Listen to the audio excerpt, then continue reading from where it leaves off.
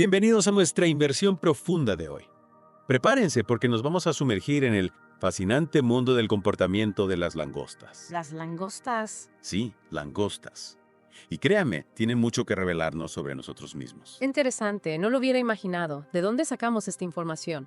Bueno, nos basaremos principalmente en el libro 12 reglas para vivir, de Jordan Peterson. En este libro explora una conexión inesperada entre las langostas, las jerarquías de dominación y el comportamiento humano. Ya veo. Jordan Peterson, por supuesto. Exacto. Puede sonar un poco extraño al principio, ¿verdad? Un poco, sí. ¿Qué tienen que ver las langostas con nosotros? Esa es la parte fascinante. Resulta que las langostas, con sus sistemas nerviosos relativamente simples, han sido un modelo clave para comprender cómo funciona el cerebro. ¿En serio? Sí, y eso incluye el cerebro de criaturas más complejas, Ya. como nosotros. Entiendo. Y Peterson usa las langostas para explicar la dominación y las jerarquías. Exacto. Y una de las cosas más sorprendentes es que las langostas, al igual que los humanos, experimentan una respuesta neuroquímica similar ante la victoria y la derrota. Increíble. ¿Y cómo se relaciona esto con la dominación? Bueno, para entenderlo, primero tenemos que conocer un poco mejor a las langostas. ¿De acuerdo? Tiene sentido. Las langostas, como muchas otras criaturas, viven en un mundo donde el territorio es crucial. Claro. Necesitan un espacio propio en el fondo del mar para cazar, encontrar comida y protegerse. Un buen refugio. Exactamente. Y un buen refugio es clave para su supervivencia, Tiene sentido. Un hogar seguro es importante para cualquier criatura. por supuesto. Pero, ¿qué pasa cuando el espacio es limitado y hay muchas langostas buscando el lugar perfecto? Imagino que eso puede generar conflictos. Exactamente. La competencia por los mejores refugios es feroz. Claro. Y las langostas han desarrollado un sistema complejo para resolver disputas y establecer un orden jerárquico. Un orden jerárquico. Sí, algo así como un sistema para determinar quién está arriba y quién está abajo. Ya veo, como una especie de jerarquía social. Exactamente. Es similar al famoso orden jerárquico que vemos en los pollos, donde establecen un orden para acceder a la comida, el espacio y las parejas. El zoólogo Thorleif Schilderopebe fue quien observó este fenómeno por primera vez en los gallineros. Ah, sí, el clásico ejemplo del picoteo. Exacto. El que está en la cima del orden jerárquico obtiene los mejores recursos, mientras que los que están abajo tienen que conformarse con las sobras. Y este picoteo, como lo llamas, no se limita a los pollos, ¿verdad? No, para nada. Lo vemos en muchas especies, desde pájaros cantores hasta primates. Es fascinante cómo la naturaleza repite patrones en diferentes especies. Totalmente. Y este orden jerárquico tiene implicaciones importantes para la supervivencia y el éxito reproductivo.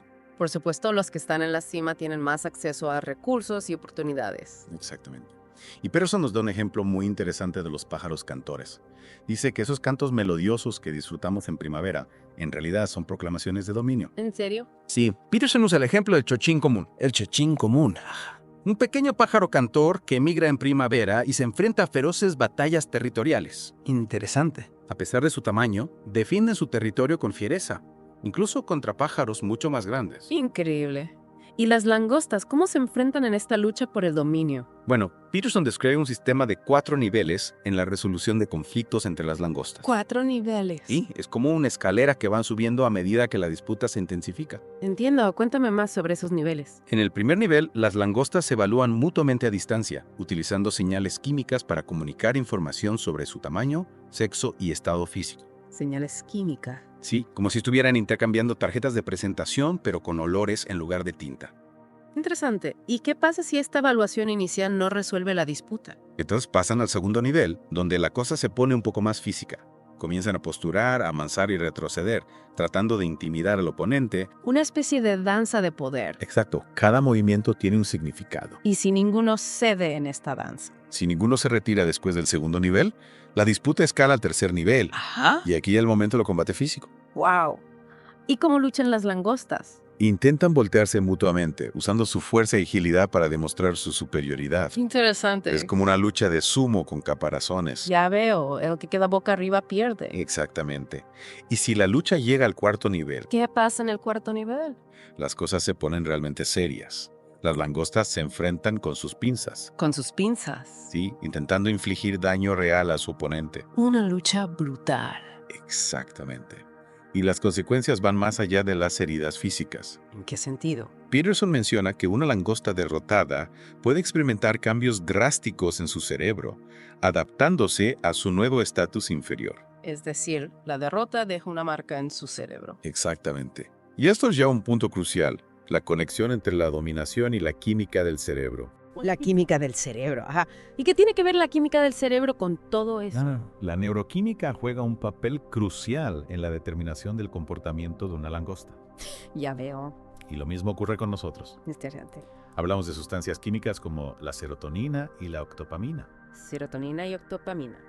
¿Y cómo influyen estas sustancias en el comportamiento de las langostas? Altos niveles de serotonina y bajos octopamina se asocian con un comportamiento dominante y confiado en las langostas. Es decir, las langostas ganadoras tienen un cóctel químico que las hace más propensas a la agresión.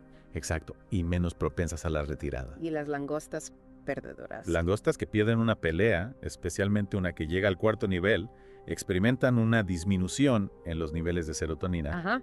y un aumento en los niveles de octopamina. ¿Y eso qué significa? Este cambio químico las hace más tímidas, retraídas y propensas a evitar futuros enfrentamientos. Es fascinante cómo la química del cerebro refleja su posición en la jerarquía. Totalmente. Y lo sorprendente es que estas mismas sustancias químicas, la serotonina y la octopamina, también juegan un papel importante en el comportamiento humano. ¿En serio? Sí. La serotonina, por ejemplo, está relacionada con el estado de ánimo, la confianza y la sociabilidad. Pero estás diciendo que las langostas y los humanos compartimos una base neuroquímica para la dominación. Exactamente. Y esto no es solo una especulación. Los estudios han demostrado que incluso el Prozac, un antidepresivo común que aumenta los niveles de serotonina en el cerebro, puede afectar el comportamiento de las langostas. ¿Prozac en langostas? Sí. El Prozac las hace más propensas a la agresión y menos propensas a la retirada, igual que en los humanos. Increíble. No puedo creer que un medicamento para humanos tenga un efecto en el comportamiento de las langostas. Es una evidencia bastante contundente de que compartimos mecanismos neuroquímicos básicos que regulan el comportamiento social y la respuesta a la jerarquía. Esto es realmente revelador. Entonces, podríamos decir que la forma en que nos sentimos y actuamos, especialmente en situaciones de competencia, está influenciada por mecanismos antiguos que compartimos con criaturas tan diferentes como las langostas. Claro que sí. Y este conocimiento nos abre las puertas a una comprensión más profunda de la naturaleza humana y las dinámicas sociales que nos rodean. Exactamente. Pero la historia no termina ahí. La dominación no solo se juega en el campo de batalla, por así decirlo. Claro, tiene sentido.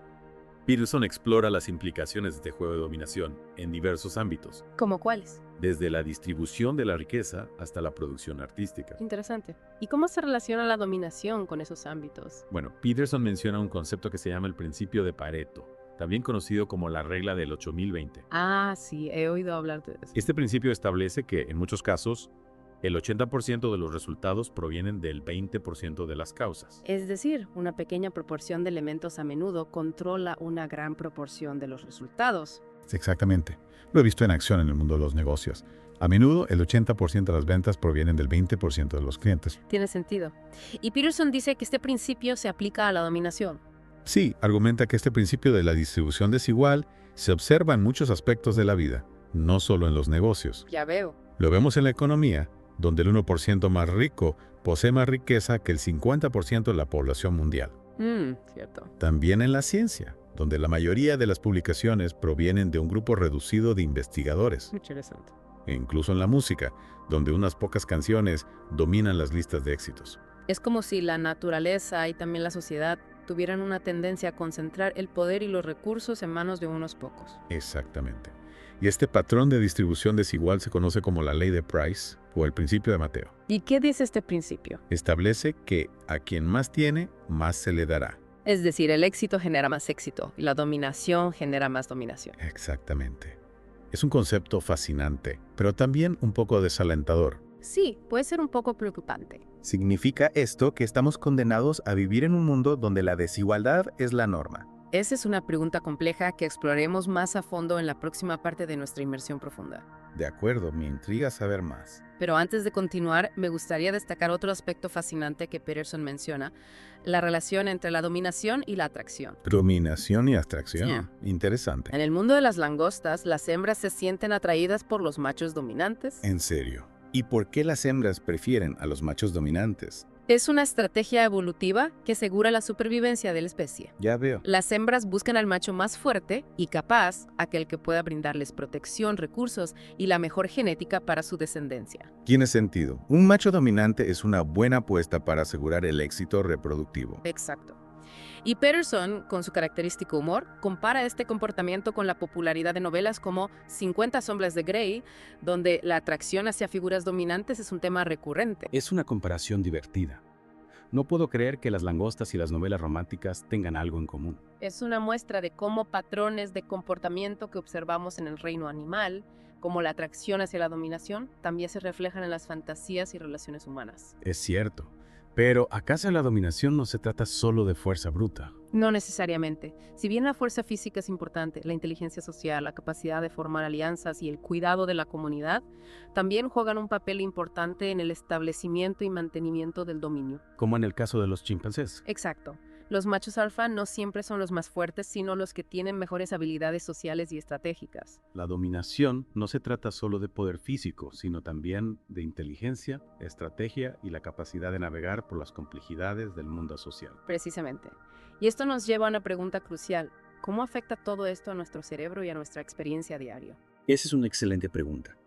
Imagino que el hecho de que nuestro cerebro esté constantemente evaluando nuestra posición en la jerarquía debe tener un impacto en nuestra forma de sentir y actuar. Así es.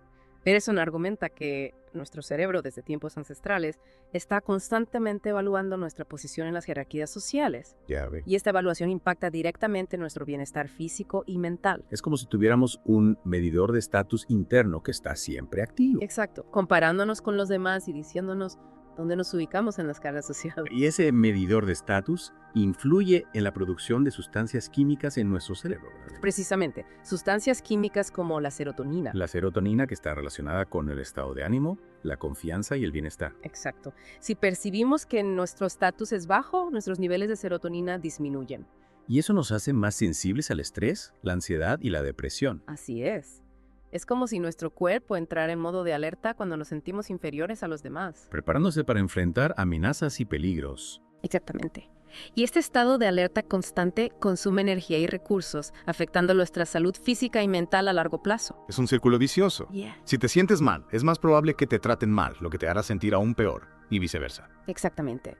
Es la dinámica de la jerarquía en acción.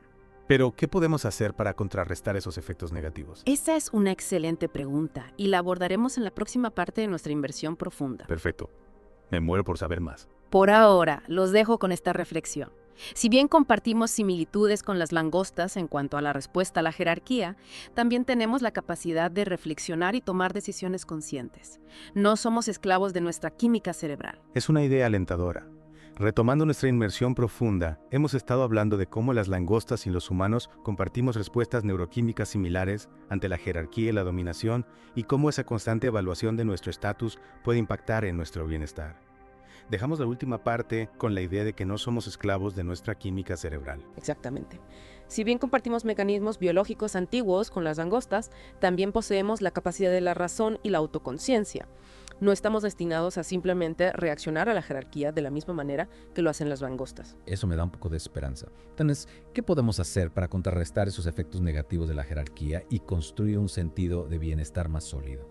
Peterson ofrece algunas claves en su libro, y una de las más importantes es la de establecer rutinas saludables. Rutinas saludables. Te refieres a cosas como dormir bien y comer bien. ¿Cómo se relaciona eso con la dominación y el estatus? Puede parecer que no están directamente relacionados, pero nuestro sistema de evaluación de la dominación, ese medidor de estatus interno que mencionamos antes, puede verse afectado por la falta de sueño, una dieta desequilibrada y otros hábitos poco saludables. Es decir, que si no cuidamos nuestro cuerpo, nuestra mente podría interpretar eso como una señal de debilidad o bajo estatus, lo que a su vez podría desencadenar esos sentimientos de estrés y ansiedad. ¿Es así? Exacto. Un sueño regular, una dieta rica en carbohidratos y baja en proteínas y grasas pueden provocar fluctuaciones en los niveles de glucosa en la sangre, lo que a su vez contribuye a la ansiedad y la depresión. Tiene sentido. Si nuestro cuerpo no está funcionando de manera óptima, es probable que nuestra mente tampoco lo haga. Entonces, cuidar nuestro cuerpo es una forma de cuidar nuestra mente y nuestra posición en la jerarquía, al menos en la forma en que la percibimos. Precisamente. Al establecer rutinas saludables, podemos regular nuestro estado emocional y mejorar nuestra capacidad para enfrentar los desafíos de la vida, sin importar nuestro estatus social. Excelente consejo. Y hablando de desafíos, Peterson también advierte sobre los peligros de los bucles de retroalimentación positiva. Mencionaste ese concepto al final de la última parte. ¿Puedes explicarlo con más detalle? Claro. Imagina un micrófono que capta sonido de un altavoz y lo amplifica, creando un chirrido ensordecedor. Eso es un bucle de retroalimentación positiva y puede ocurrir en nuestras vidas de diversas maneras, agravando problemas como la adicción y la ansiedad. Entonces, es como un círculo vicioso, ¿verdad? Un problema genera otro problema, y así sucesivamente hasta que la situación se sale de control. Exactamente. Un buen ejemplo es el alcoholismo. Una persona bebe para aliviar temporalmente los síntomas de abstinencia, pero esto solo empeora el problema a largo plazo, atrapándolo en un ciclo de dependencia. La bebida ofrece un alivio temporal, pero a la vez refuerza la necesidad de beber más, creando un bucle de retroalimentación positiva. Ya veo. Es como si la solución a corto plazo se convirtiera en el problema a largo plazo. ¿Y qué hay de la ansiedad? ¿Cómo funcionan los bucles de retroalimentación positiva en ese caso? La agorafobia, por ejemplo, a menudo es desencadenada por ataques de pánico. La persona experimenta un miedo intenso en un lugar público y, para evitar esa sensación terrible, comienza a evitar situaciones similares. Esto, a su vez, refuerza el miedo a los espacios públicos, creando un bucle de retroalimentación positiva que puede llevar a la persona a aislarse en su hogar. Es como si el miedo se alimentara a sí mismo. Y entiendo que estos bucles de retroalimentación positiva pueden aparecer en muchas áreas de la vida. Así es. Es importante ser conscientes de su existencia para poder identificarlos y romperlos antes de que se conviertan en un problema mayor. Entonces, si volvemos a la idea de la jerarquía y el estatus, ¿cómo podemos usar este conocimiento de los bucles de retroalimentación positiva para mejorar nuestra situación? Buena pregunta. Reconocer los patrones de comportamiento que nos mantienen atrapados en un ciclo de bajo estatus o inseguridad es un primer paso crucial.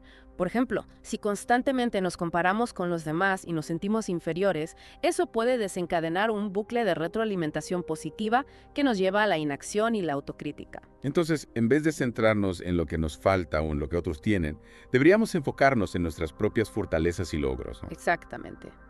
Peterson nos anima a cambiar el enfoque, a compararnos con quienes éramos ayer, no con quién es otra persona hoy. Celebrar nuestros propios progresos, por pequeños que sean, puede ayudarlos a romper ese bucle de retroalimentación negativa y construir un sentido de autoestima más sólido. Me gusta esa idea. Es una forma más constructiva de relacionarnos con la idea de la jerarquía. En vez de intentar escalar posiciones a toda costa, podemos enfocarnos en nuestro propio crecimiento y desarrollo. Precisamente. Y Peterson ofrece una serie de reglas para la vida que nos ayudan a navegar por las complejidades de la jerarquía social y a construir una vida más plena y significativa. Me intriga. Cuéntame más sobre esas reglas. Una de las primeras reglas que Peterson propone es enderézate y mantén los hombros hacia atrás. Puede parecer simple, pero tiene un impacto profundo en nuestra percepción del estatus y en cómo nos sentimos con nosotros mismos. Te refieres a la postura física. ¿Cómo puede algo tan simple como la postura influir en nuestra autoestima? Peterson utiliza la imagen de las langostas para ilustrar este punto. Una langosta que se encoge, con las pinzas retraídas, es una señal de debilidad y sumisión, mientras que una langosta erguida, con las pinzas extendidas, transmite confianza y dominio. Es como si la postura fuera un lenguaje corporal que habla por sí solo. Exactamente. Y Peterson argumenta que lo mismo ocurre con los humanos. Una postura erguida, con la cabeza en alto, no solo transmite confianza a los demás, sino que también nos hace sentir más seguros y poderosos. Es increíble cómo algo tan simple como la postura puede tener un impacto tan grande en nuestra percepción del mundo y de nosotros mismos. Y no solo se trata de la percepción. Peterson explica que la postura también está relacionada con nuestra neuroquímica. Al enderezarnos, aumentamos la producción de serotonina, la hormona del bienestar y la confianza, y al mismo tiempo reducimos la producción de cortisol, la hormona del estrés. Es decir, que al enderezar nuestra postura, estamos literalmente mejorando nuestro estado de ánimo. Así es. La primera regla de Peterson es una invitación a prestar atención a nuestro cuerpo, a la forma en que nos movemos y nos presentamos al mundo. Porque nuestra postura no solo refleja nuestro estado emocional, sino que también puede influirlo. Es fascinante. Una simple corrección en nuestra postura puede tener un impacto positivo en nuestra química cerebral y en nuestra forma de sentirnos. Exactamente. Y esta regla, aunque simple en apariencia, tiene un impacto profundo en todos los demás aspectos de nuestra vida. Y hablando de otros aspectos, Peterson también nos invita a tratarnos a nosotros mismos con la misma atención y cuidado que dedicaríamos a alguien que depende de nosotros. Su segunda regla es: trata a ti mismo como si fueras alguien que depende de ti. Es una idea que resuena mucho conmigo. A veces somos nuestros peores críticos y nos tratamos con una dureza que no le aplicaríamos a nadie más. Exactamente. Peterson argumenta que tendemos a ser más indulgentes con nosotros mismos que con los demás. Nos permitimos descuidar nuestra salud, nuestras relaciones o nuestras responsabilidades, algo que no haríamos si estuviéramos cuidando a alguien que amamos. Es como si nos faltara autocompasión, esa capacidad de ser bondadosos con nosotros mismos, especialmente cuando fallamos o cometemos errores. Así es. Y Peterson nos recuerda que para poder cuidar de los demás, primero debemos cuidar de nosotros mismos.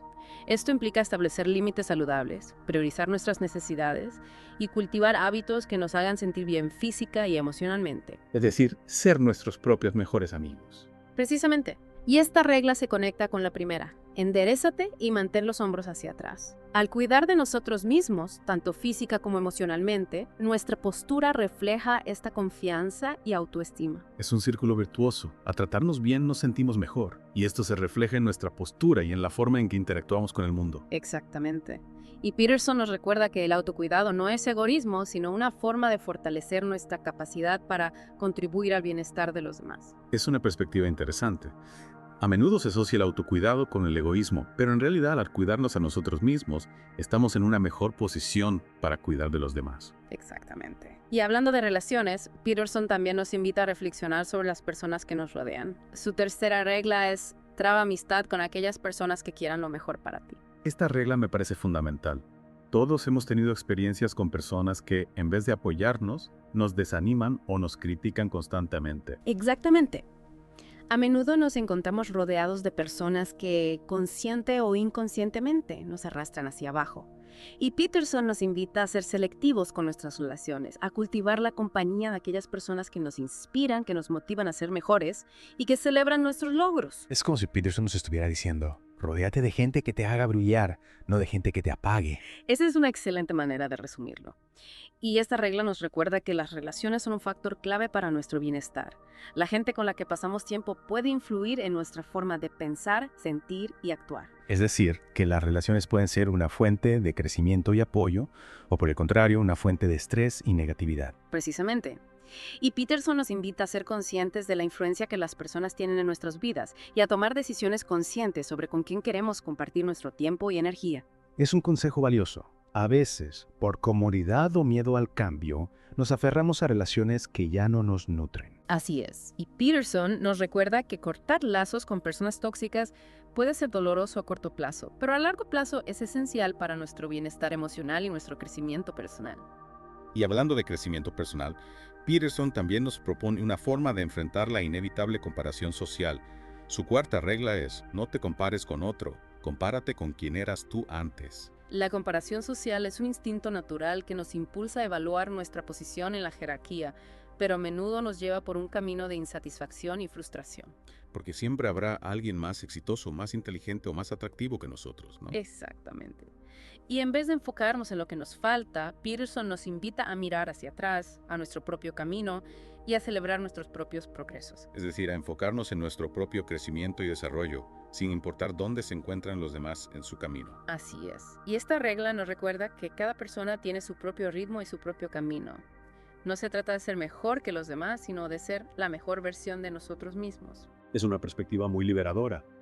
Dejar de lado la comparación con los demás nos permite enfocarnos en nuestro propio potencial y celebrar nuestros propios logros. Exacto. Y Peterson nos recuerda que la verdadera competencia es con nosotros mismos, con la persona que éramos ayer. Me gusta mucho esa idea. Es un cambio de enfoque que puede tener un gran impacto en nuestra autoestima y motivación. Y hablando de motivación, Peterson también tiene reglas para los padres, para guiar a sus hijos en este complejo mundo social.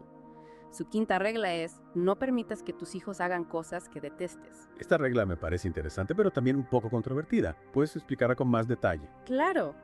Peterson plantea esta regla desde la perspectiva de la responsabilidad de los padres en la formación de sus hijos. Argumenta que si un padre detesta un comportamiento de su hijo, es porque ese comportamiento es socialmente inaceptable y puede tener consecuencias negativas para el niño a largo plazo. Entiendo. Es decir, los padres tienen la obligación de establecer límites y enseñar a sus hijos a comportarse de manera socialmente aceptable. Exactamente. Y Peterson argumenta que no se trata de controlar a los niños, sino de guiarlos hacia comportamientos que les permitan integrarse de manera positiva en la sociedad y construir relaciones saludables. Ya veo. Es como si Peterson nos estuviera diciendo: tu trabajo como padre es ayudar a tu hijo a convertirse en un adulto responsable y adaptado a la sociedad. Así es. Y esto implica establecer reglas claras, ser firmes en su cumplimiento y enseñar a los hijos a respetar a los demás y asumir las consecuencias de sus actos. Es un gran desafío para los padres de hoy en día encontrar ese equilibrio entre la libertad de los niños y la necesidad de guiarlos hacia comportamientos responsables. Sin duda. Y Peterson nos recuerda que la disciplina, cuando se aplica con amor y sabiduría, es una forma de amor, una forma de preparar a los niños para los desafíos de la vida adulta. Es una perspectiva interesante. A menudo se asocia la disciplina con el castigo, pero Peterson la presenta como una herramienta para el crecimiento y el desarrollo de los niños. Exactamente. Y hablando de responsabilidad y crítica, Peterson nos propone una regla que nos invita a reflexionar sobre nuestra propia vida antes de juzgar a los demás. Su sexta regla es: antes de criticar a alguien, asegúrate de tener tu vida en perfecto orden. Esta regla me parece fundamental. Es fácil señalar las fallas de los demás, pero a menudo somos ciegos a nuestras propias imperfecciones. Así es. Es como la famosa frase: mira la paja en el ojo ajeno y no ves la viga en el tuyo propio. Y Peterson nos invita a enfocar nuestra energía en mejorar nuestra propia vida, en resolver nuestros propios problemas y en cultivar nuestras propias virtudes antes de pretender corregir a los demás. Es decir, a predicar con el ejemplo, ¿no? Precisamente. Y al hacerlo, no solo nos convertimos en personas más responsables y autoconscientes, sino que también inspiramos a los demás a hacer lo mismo. Es una regla que nos invita a la humildad y la autocrítica. Antes de juzgar a los demás, debemos mirarnos a nosotros mismos con honestidad y reconocer nuestras propias áreas de mejora. Exactamente. Y al hacerlo nos convertimos en mejores ejemplos para los demás y nuestras críticas, si son necesarias, serán recibidas con mayor respeto y apertura. Y hablando de ejemplos, Peterson también nos invita a reflexionar sobre el sentido de nuestras acciones. Su séptima regla es: dedica tus esfuerzos a hacer cosas con significado, no aquello que más te convenga. Esta regla nos cuestiona sobre la motivación detrás de nuestras acciones. A menudo nos dejamos llevar por la comodidad, la búsqueda de placer inmediato o el miedo al esfuerzo y terminamos viviendo en piloto automático, sin cuestionarnos si lo que hacemos realmente nos llena o nos acerca a nuestros objetivos. Es como si estuviéramos atrapados en una rutina sin sentido, sin un propósito claro que nos guíe. Exactamente. Y Peterson nos invita a buscar un propósito más elevado en nuestras acciones, a conectar con algo que nos trasciende y nos motive a dar lo mejor de nosotros mismos. Es decir, encontrar un para qué que nos impulse a salir de nuestra zona de confort y a enfrentar los desafíos con entusiasmo y determinación. Así es. Y al hacerlo, no solo encontramos mayor satisfacción en lo que hacemos, sino que también dejamos una huella positiva en el mundo. Es una regla que nos invita a vivir con intencionalidad, a alinear nuestras acciones con nuestros valores y a buscar un sentido más profundo en nuestra vida. Exactamente. Y hablando de valores, Peterson también nos propone una regla que puede parecer obvia, pero que a menudo olvidamos en nuestras interacciones sociales. Su octava regla es: di la verdad, o por lo menos no mientas. La honestidad es un valor fundamental, sin duda, pero a veces la verdad puede ser incómoda o dolorosa. ¿Qué nos dice Peterson sobre eso? Peterson argumenta que incluso si la verdad puede ser difícil, a largo plazo es siempre la mejor opción. La mentira crea un entramado de engaños que tarde o temprano se derrumba, dañando nuestra reputación y erosionando la confianza en nuestras relaciones. Es como si la mentira fuera un veneno que contamina nuestras interacciones sociales. Exactamente. Y Peterson nos invita a cultivar la honestidad como un valor fundamental en nuestras vidas, tanto en nuestras relaciones personales como en nuestras interacciones profesionales. Es una regla que nos invita a la integridad, a ser coherentes con nuestros valores y a construir relaciones basadas en la confianza y el respeto. Así es. Y hablando de respeto, Peterson también nos propone una regla que nos invita a la humildad intelectual. Su novena regla es: da por hecho que la persona a la que escuchas puede saber algo que tú no sabes. Es una regla que nos recuerda que siempre tenemos algo que aprender de los demás, sin importar su posición social o su nivel de educación. Exactamente. A veces nuestro ego nos ciega a la sabiduría de aquellos que consideramos inferiores a nosotros en algún aspecto. Y Peterson nos invita a dejar de lado el ego y abrir nuestra mente a nuevas perspectivas, incluso de aquellos que no esperamos. Es como si Peterson nos estuviera diciendo: deja de lado tu ego y abre tu mente a nuevas perspectivas. Exactamente. Y al hacerlo, no solo ampliamos nuestro conocimiento y comprensión del mundo, sino que también cultivamos la empatía y el respeto por los demás. Es una regla que nos invita a la humildad intelectual, a reconocer que no lo sabemos todo y a estar abiertos a aprender de cualquier persona, sin importar su estatus o posición social. Así es. Y hablando de comunicación, Peterson también nos propone una regla que nos invita a la precisión y la claridad de nuestras palabras. Su 10ª regla es, a la hora de hablar, exprésate con precisión. Las palabras tienen un poder enorme. Pueden construir o destruir, pueden inspirar o desanimar. Exactamente. Por eso es fundamental utilizarlas con cuidado y precisión. Peterson nos invita a pensar antes de hablar y asegurarnos de que nuestras palabras reflejen con claridad lo que queremos comunicar. Es como si Peterson nos estuviera diciendo, piensa antes de hablar y asegúrate de que tus palabras reflejen con claridad lo que quieres comunicar. Así es. Y al hacerlo, no solo evitamos malentendidos y conflictos, sino que también fortalecemos nuestras relaciones y aumentamos nuestra capacidad de influir en el mundo. Es una regla que nos invita a la comunicación consciente, a usar las palabras con responsabilidad y a buscar la claridad en nuestras interacciones. Exactamente. Y hablando de responsabilidad, Peterson también tiene una regla para los jóvenes, una invitación a la libertad y la exploración. Su 11ª regla es, deja en paz a los chavales que montan en monopatín. Esta regla me parece curiosa. ¿Qué significado esconde detrás de esta frase? Peterson utiliza esta frase como una metáfora sobre la importancia de permitir que los jóvenes experimenten, se arriesguen y encuentren su propio camino. A veces, los adultos, con la mejor intención, intentamos controlar o reprimir la energía y la creatividad de los jóvenes. Es como si quisiéramos protegerlos de los peligros del mundo, pero al hacerlo también les impedimos explorar su propio potencial y descubrir quiénes son. Exactamente. Y Peterson nos invita a darles espacio a los jóvenes, a confiar en su capacidad de aprender de sus errores y a celebrar su energía y creatividad. Es una regla que nos invita a la confianza en las nuevas generaciones, a reconocer su capacidad de innovar y a respetar su proceso de aprendizaje. Así es. Y finalmente, Peterson nos propone una regla que nos invita a la alegría y la conexión con el mundo que nos rodea. Su 12ª regla es, si te encuentras un gato por la calle, acarícialo. Esta regla me parece encantadora. ¿Qué mensaje nos quiere transmitir Peterson con esta frase? Es una metáfora sobre la importancia de apreciar las pequeñas cosas de la vida, de conectar con la belleza y la bondad que nos rodea, incluso en los momentos más difíciles. A veces nos perdemos en la vorágine del día a día y nos olvidamos de disfrutar de las pequeñas cosas que nos hacen felices. Es como si Peterson nos estuviera diciendo, no te pierdas en la vorágine del día a día. Abre tu corazón a la alegría y la gratitud por las pequeñas cosas que te hacen feliz. Exactamente. Y al hacerlo, no solo cultivamos un estado de ánimo más positivo y optimista, sino que también nos abrimos a nuevas experiencias y conexiones que enriquecen nuestra vida. Es una regla que nos invita a la gratitud, a la conexión con el presente y a la apertura a la belleza y la bondad que nos rodea. Así es. Y con esta regla, Peterson cierra su libro, dejándonos con una invitación a vivir una vida más plena, significativa y conectada con el mundo que nos rodea. ¡Oh, qué viaje, ¿no?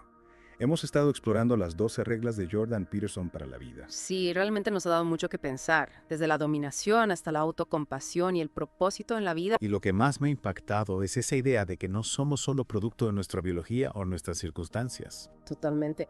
Peterson nos recuerda que tenemos la capacidad de elegir, de tomar decisiones conscientes y de moldear nuestro propio destino. Exactamente, y eso es realmente empoderador. Pero ¿cómo podemos seguir cultivando esa responsabilidad personal, esa fuerza para enfrentar los desafíos de la vida? Peterson nos ofrece varias herramientas en su libro. Ajá. Y una de las más importantes es el desarrollo de virtudes. Virtudes, ¿te refieres a cosas como la honestidad, la valentía, la compasión? Exacto, esas son algunas de las virtudes que Peterson menciona. Argumenta que cultivar estas cualidades es esencial para una vida plena y significativa. Interesante. ¿Y cómo podemos cultivar estas virtudes? ¿Es algo que aprendemos en la escuela o en la familia? Peterson cree que es un proceso continuo que requiere esfuerzo consciente y práctica diaria. Ya veo. No se trata de seguir reglas abstractas, sino de integrar estas virtudes en nuestras acciones y decisiones cada día. Entonces, es como si las virtudes fueran músculos que necesitamos ejercitar. Exactamente. Cada vez que elegimos actuar con honestidad, valentía o compasión, fortalecemos esas virtudes en nosotros mismos. Y a medida que esas virtudes se fortalecen, se convierten en parte de nuestro carácter, ¿verdad? Así es, guiando nuestras acciones de forma natural. Es un proceso de transformación personal, no solo de cambiar nuestro comportamiento. Totalmente. Peterson nos invita a un viaje de autoconocimiento y superación, a convertirnos en la mejor versión de nosotros mismos. Un viaje que requiere esfuerzo, pero que al final nos lleva a una vida más plena y con significado. Sin duda. Y no estamos solos en este viaje. ¿A qué te refieres? Peterson nos recuerda la importancia de la comunidad, de rodearnos de personas que nos apoyan en nuestro crecimiento. Ya veo, personas que compartan nuestros valores. Exacto. Es como si el camino hacia la virtud fuera más fácil y gratificante cuando lo compartimos con otros. Totalmente. Y al final contribuimos a crear un mundo más justo y compasivo, ¿no? Precisamente un mundo donde la dominación deja paso a la cooperación y el respeto mutuo.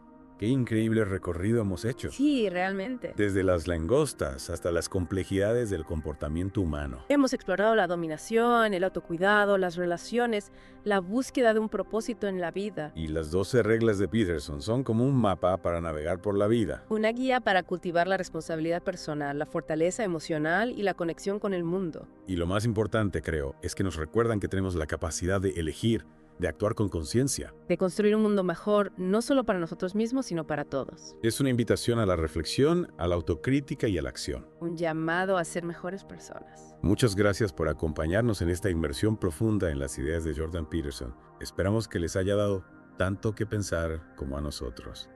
Hasta la próxima.